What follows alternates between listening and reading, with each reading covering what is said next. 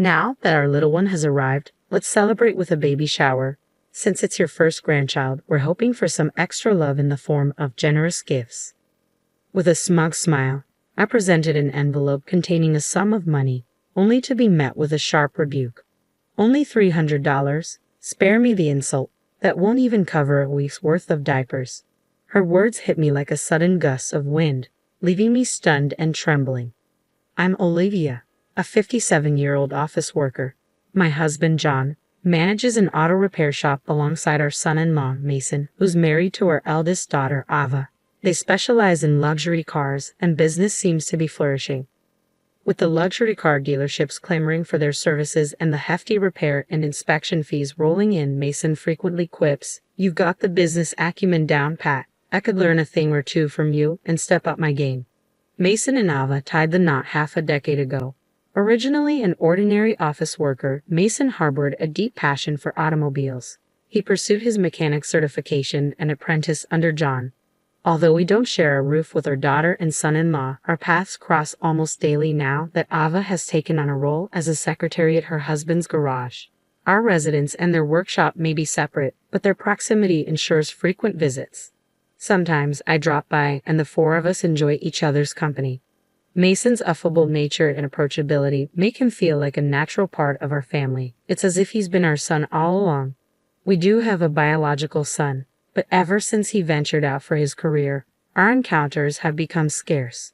William trails Ava by 2 years in age and never quite warmed to his father's profession. Upon graduating from college, he opted for a conventional corporate job. In his elementary years, he'd often proclaim, "I'll run Dad's shop when I grow up."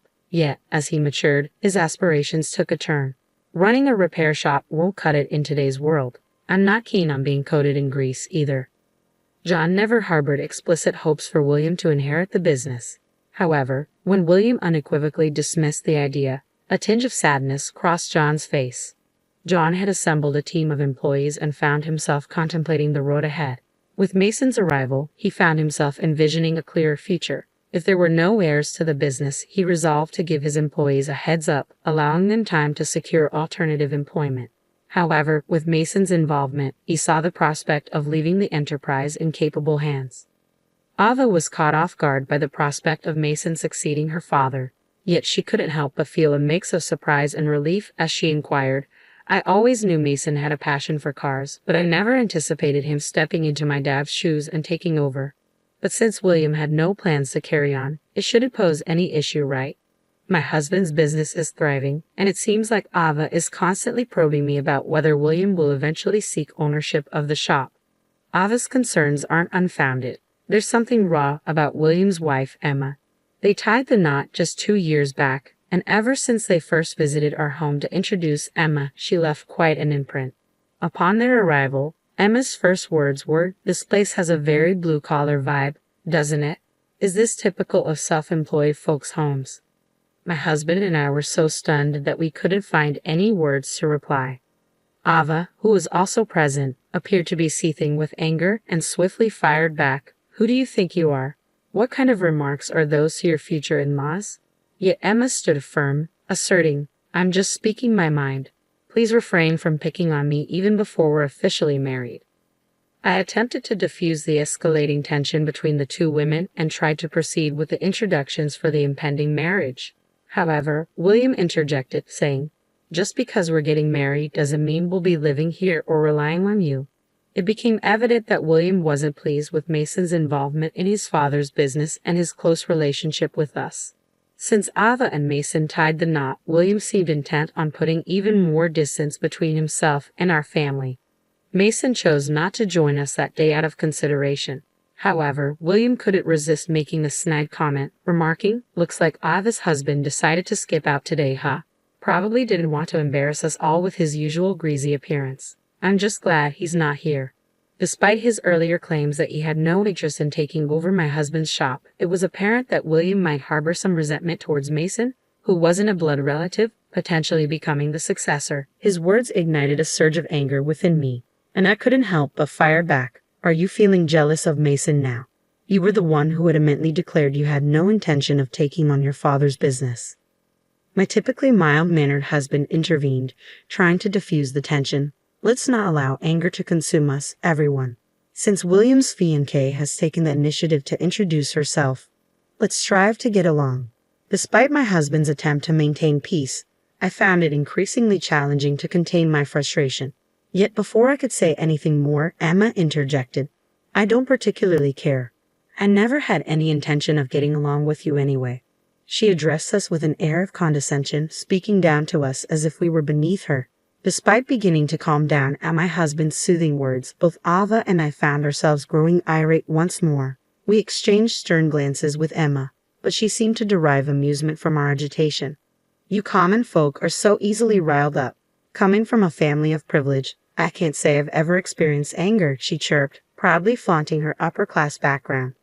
According to William's previous accounts, Emma's father held a prestigious position as the director of a large corporation. It was apparent why she viewed us as commoners. The prospect of such a woman becoming our daughter-in-law weighed heavily on both Ava and me. Even my husband seemed to recognize the untenable situation. He proposed to William and the others, perhaps it's best we conclude our meeting for today. After all, this was intended to be a simple meet and greet.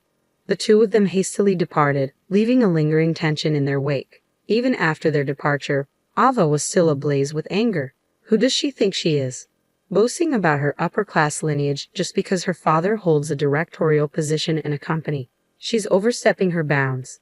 Even my husband, who had been attempting to pacify us, appeared taken aback. William certainly has his hands full with that one. I'm apprehensive about what lies ahead, he remarked, letting out a heavy sigh. He recounted to us the challenges Emma had presented during the wedding preparations. On the eve of the wedding, Emma deliberately paid us a visit and remarked, Please ensure you scrub yourself clean, future father-in-law. And do make an effort to dress appropriately, future sister-in-law. You must be aware of your own appearance, right? After all, you're not exactly the epitome of beauty. At least try to present yourself decently. Her words dripped with sarcasm as she spoke. I felt a surge of anger rising within me, ready to retort, but my husband interjected calmly, Noted. We'll ensure there are no disruptions. Emma appeared momentarily taken aback by his response. It seemed she had anticipated a more heated reaction, but my husband's composed reply left her at a loss for words.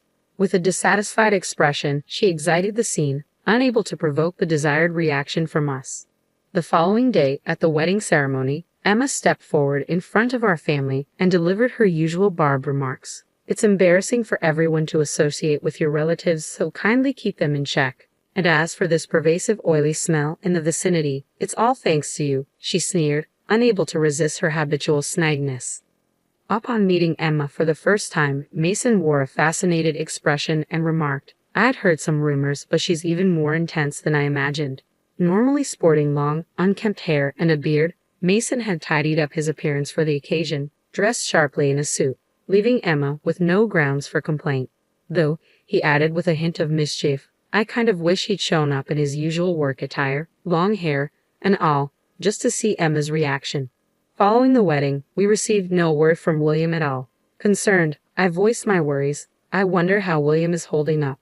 My husband, sounding resigned, replied, No news is probably good news. I was worried too, but reaching out might only rile up his wife. Let's wait for them to reach out to us.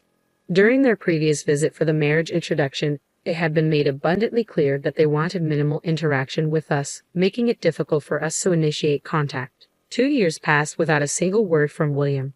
Emma's behavior at the wedding continued to be a topic of conversation among us. Whenever my husband, Ava, Mason, and I gathered for a meal, the subject inevitably arose.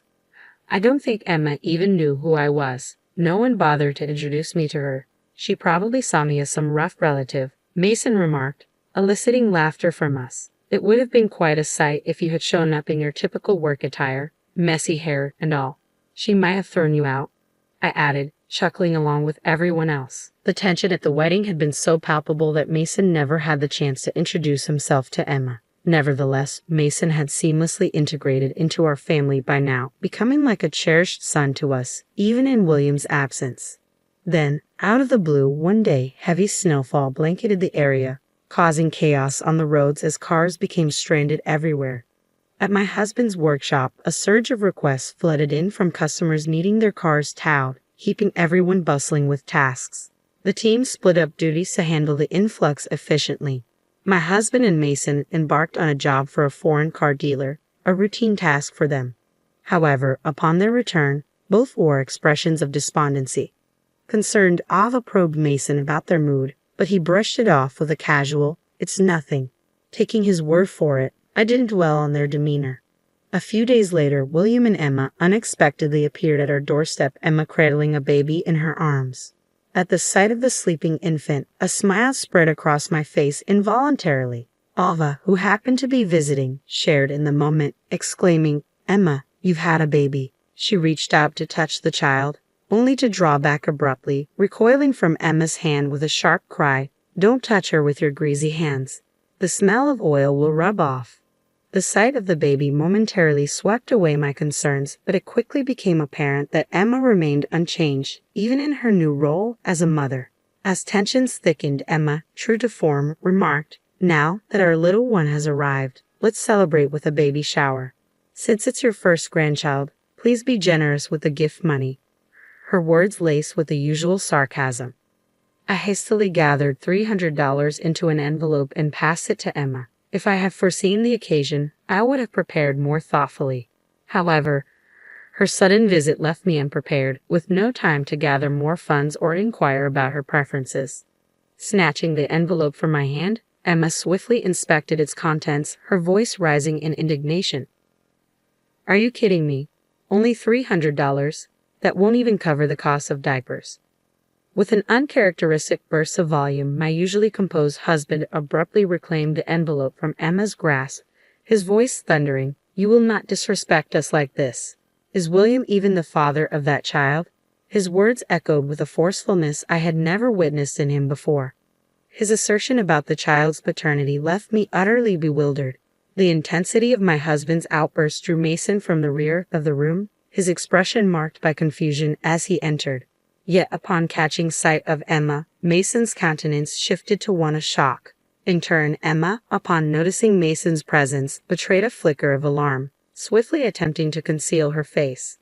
Upon spotting Mason, my husband challenged Emma, "Does seeing Mason jog your memory? You surely recall him from our discussion in your fancy minivan during the heavy snowfall.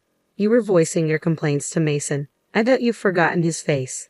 Despite my husband's pointed remarks, Ava, William, and I remained perplexed, all equally taken aback by the unfolding situation. My husband's next words only added to the confusion. "As the president you were with at the time is doing well, please convey my message. If he intends to engage in extramarital affairs, he should choose a time when it's not snowing, lest he be caught," he stated cryptically. At the mention of an affair, tension gripped Ava, William, and me. We exchanged incredulous glances, struggling to comprehend the gravity of the situation. Emma swiftly rebuffed the accusation, her denial tinged with evident fluster, a stark departure from her usual demeanor. "What are you talking about? The heavy snow? An affair? Your words make no sense," she protested, her composure visibly rattled. At my husband's cue, Mason retrieved his phone and began navigating through it. Meanwhile, my husband proceeded to fill us in. During the heavy snowfall, Emma and some other individual found themselves stranded in a luxury minivan. Mason and I went to their aid. At first, I didn't recognize Emma, but I found it peculiar that there was a baby present in the vehicle.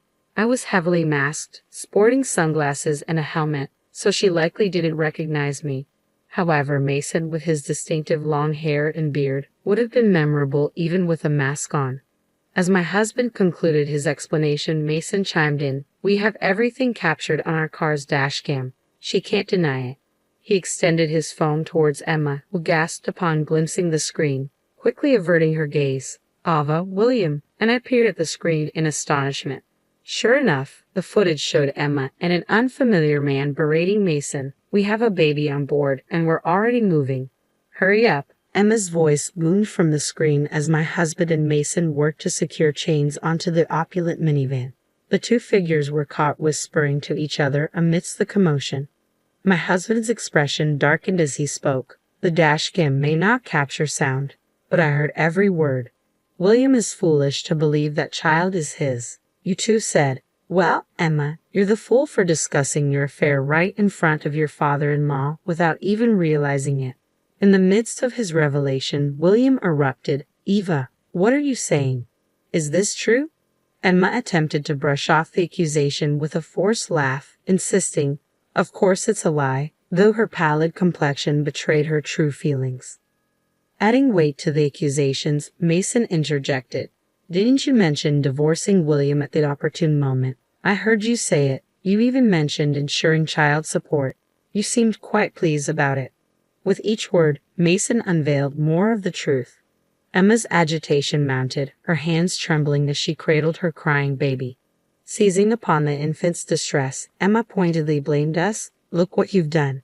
The baby's upset because of your cruelty. I've had enough. I'm leaving today," she declared, storming out and leaving the flustered William behind. His face flushed with anger, William simmered in her wake, gradually regaining his composure once Emma had departed. "Dad, what you said earlier, is it true?" William sought confirmation from his father once more. His father silently nodded, prompting Mason to elaborate. "Emma's lover happens to be the president of a company that does business with our shop. Word has it from some dealers that Emma accompanied him when he came to purchase a car. Apparently, he opted for a minivan because they were expecting a child," he divulged, providing intricate details. Overwhelmed, William lowered his head into his hands, sinking to a crouched position. Later, a DNA test confirmed what had been suspected. The child was not William's. Promptly, William initiated divorce proceedings. Meanwhile, Emma, defiant in her demeanor, scorned the idea of marrying a commoner like William, exclaiming, "That was my mistake." However, the DNA results unveiled another twist. The child's true father was not the president, but another man, further complicating matters. It appeared Emma had been involved with yet another individual, one who was already married. In the ensuing divorce proceedings, William sought compensation from Emma as well as from her two lovers. Despite Emma's family flaunting their supposed high-class status, it was revealed that they were not as affluent as they claimed, resorting to borrowing money to settle the compensation in the divorce proceedings. Emma's affair with the president stemmed from her desire for a luxurious lifestyle. However, her hopes for a remarriage with him were dashed. Instead of tying the knot, she found herself facing a claim for compensation for breach of engagement on his part. Following his split from Emma, it appeared that William had developed a deep-seated distrust towards women. "I'm never getting married again," William declared, opting to live independently. "For my husband and me, the dream of our first grandchild dissolved. Yet our spirits were swiftly lifted upon learning of Ava's pregnancy. As a couple, we burned with joy." In a playful jab at my husband, Mason quipped, "Don't worry, the baby's definitely mine." With the arrival of the baby, we'll be moving in with Ava and Mason. "It looks like we're in for an exciting chapter ahead," I remarked, anticipating the lively life awaiting us.